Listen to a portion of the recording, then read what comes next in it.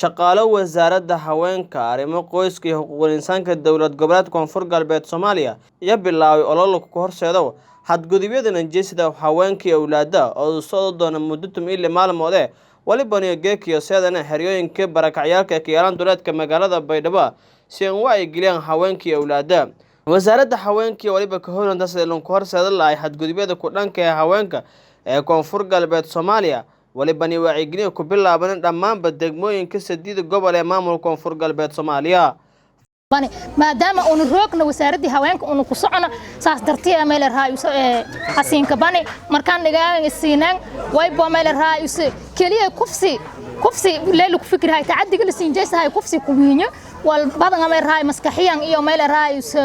dhan xaqiraad iyo kasta la siin kahay أنت سيتي أو حقيقي لتين إيولان أنتي أون سينشاقنا ولا الله ولا ما دام أون وساردي أون هوانك أنا أمر حقوق الآذناء أنا ساسترتي مال الرئيس ولا الله ولا حقوق ذين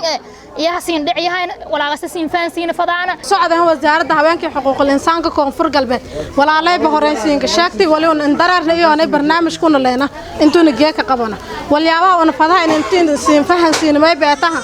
وما دام أن نير وزارة هوانك مجاعة هوانك مجاعة ونوذن يسوع هوانك يسوع معها dadkuna magaasha wadan isuun dadkuna walaaleena fadaana isuun dadkuna intuu walan qabano magaalada qatabnaa isuun hiraab kastahan baahayn markan mayba fadaana wasaaradda haweenka mayba fadaasaha in isuun ku biida waliyaabaha dhibaatooyinka tacdiidaysan la siin jeysadahay si aan ka sameeyto ka hortag yaadan ka sameey qafkii dhibaatada sayta siin jeysadahay yaada aqab martii sharci saasaytay hadaji barnaamij 16 activism 16 maalmood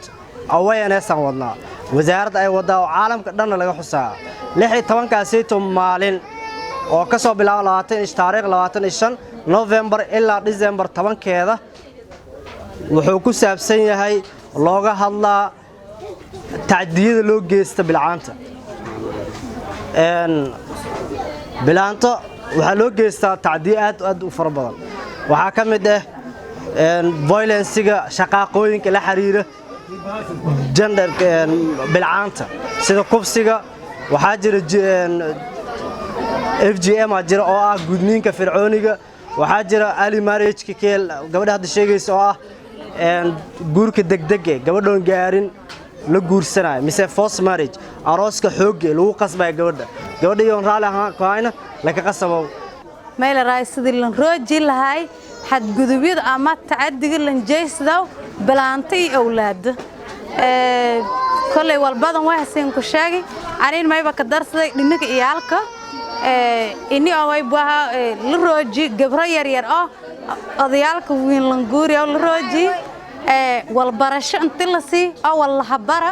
haddii anagin walbartaan way baa geek hadaad anaga dhibaato ka koriyayta laakiin hada walbarta dhaw siino naftiis walan anfaa adeen wala kin anfaa umadun walan anfaa marka ini walbarasho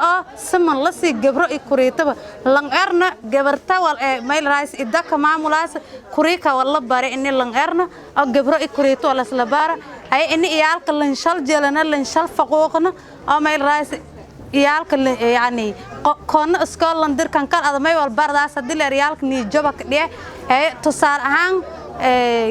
iyaal wala jaran naafe jaran oo yan meel raas wala iyaalku lan samay in lan samay fadaaya hadii anagu meel raas awlaad isla dhali koona naafe yaani fayla iskoolan darsta dugsiga in darta anaguna anta kraabta xanuunkii markaas qabi ma in ka sii darsamayha dismoral an ka sii darsamay in anagu ni jab naqada marka inni oo meel raayse wal barashada awlaad lan sama tusaalaan iyaalka naafada in wala bara